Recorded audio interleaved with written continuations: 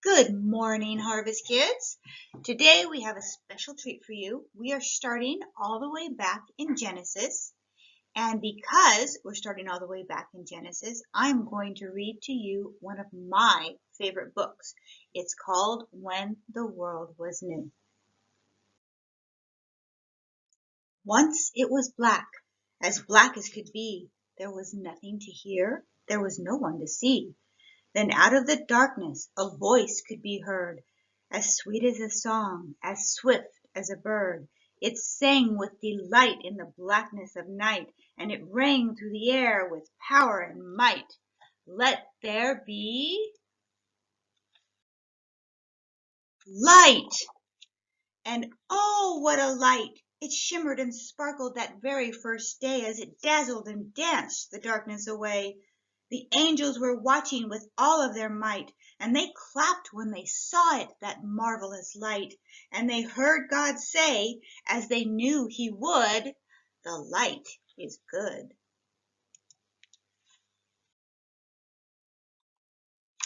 Then God commanded, "Let there be sky," and the water began to quiver and sigh. Some went high and some went low, and sandwiched in the space between, so fresh and clean, was the sky. Oh my, what a sky! So clear and blue. And that is what happened on day number 2.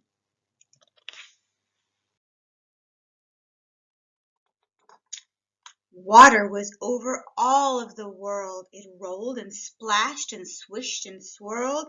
There was no place for it to land, no rocky cliff or beach of sand, until God said, "Let there be land." The water began to bubble and boil. Then out of the deep came rocks and soil that pushed and shoved their way so high they almost seemed to touch the sky.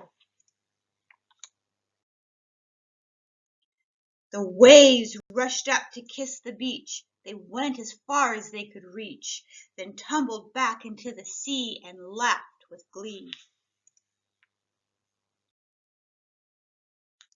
But God said, "Wait, I am not through. There's something else I have to do. The land is brown, the land is bare. It needs a gown of green to wear. So let there be both bush and trees and plants and flowers everywhere."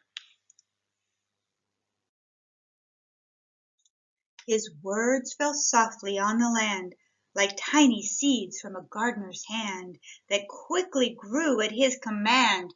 How grand!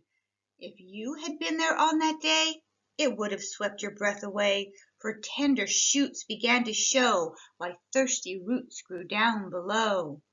You see the roots? Recognize that one? That's a carrot. I think that's a beet. The grass began to spread like fire. Bushes and trees grew even higher. Flowers showed their perky faces. Fruits and vines grew in their places. Brown potatoes, round tomatoes, yellow corn and golden wheat, juicy cherries, luscious berries, all the food you like to eat.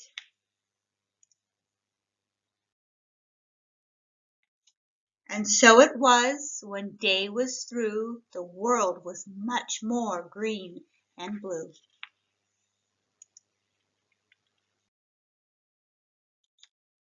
Something happened on day number 4, something that never had happened before. A strange new light began to glow, and a ball of fire began to show.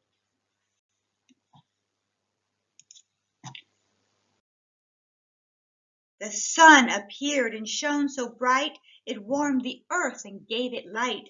As sun, what fun! I'm sure God knew that it would be a cheery sight for us to see. And then, at night, when day was done, another light would be the one to shine and glow. My, what a show! But wait. Shazam! Hooray! Shazoom! It seemed as though the sky went boom. 100 million twinkling stars, and Jupiter and planet Mars, came bursting out. Oh me, oh my! like fireworks across the sky. It was so great, it was so fine, when God made all the lights that shine.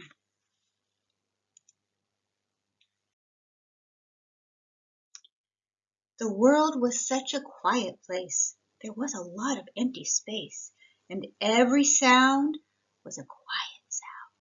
The whisper of leaves and playful breeze that rustled the grass along the ground. And then, of course, the sound of the sea was just as gentle as could be, and here and there a waterfall or babbling brook, but that was all, until God spoke these simple words, "Let there be birds. Let them fly in the sky, and let there be fish. Let their tails go swish." And suddenly, instead of quiet, you would have thought there was a riot. Flocks of birds were everywhere, down in the ground and up in the air, and let me tell you, girls and boys, they made some noise. Some of the birds began to tap, others began to squawk and flap. They cooed and honked and whistled a song. They screeched and cackled the whole day long. They look kind of noisy, don't they? And oh, what feathers! They looked so grand as they hopped and flew throughout the land.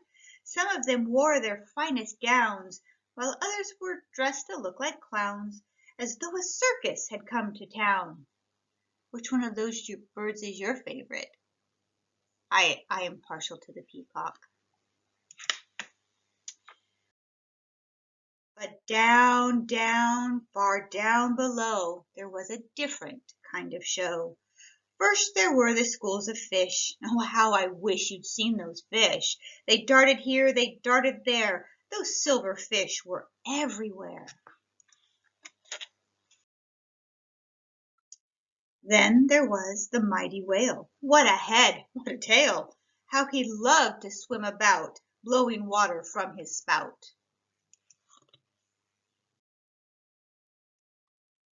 Then there were the other creatures too. Some were red and some were blue. Some had wings and some had jaws. Some had arms and some had claws.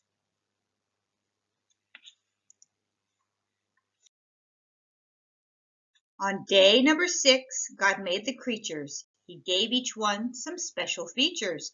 Some were big and some were small. Some were short and some were tall. But the Lord God made them all. He had a ball. Some of them were rather hairy, others looked a little scary. Some could jump and some could trot, some were cuddly, some were not.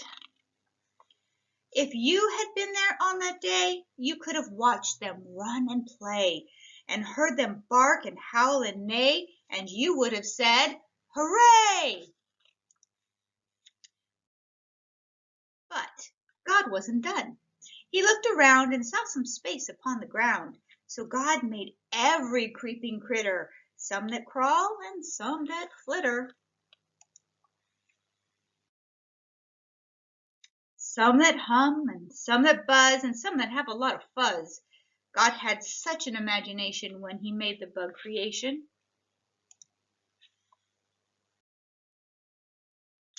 You may have thought that God was through, but he had one more thing to do. God stooped down upon the land, and he scooped up some dust and sand, and he fashioned it into a man. What a plan! The man was tall and strong and great, but still God said he needs a mate. He needs a wife, so hand in hand they both can rule the sea and land. The man God made looked all around, and this is what the poor man found. For every she there was a he, for every him there was a her, but everyone else had feathers or fur. So, while he slept, God made a wife. He breathed in her the breath of life. The man awoke, she took a bow, and all the man could say was wow. If you had seen the man and wife and watched them as they came to life, I'm sure you would have understood why God would say it's very good. Then at last, on day number 7, the God of earth and the God of heaven wisely said, I think it's best for us to have a day of rest. Well, that's the end of the story. I hope you guys liked it as much as I did. I hope to see you guys soon. And until then, know you are loved. And these are but the outer fringe of his works. How faint the whisper we hear of him. Who then can understand the thunder of his power? Job 26:14.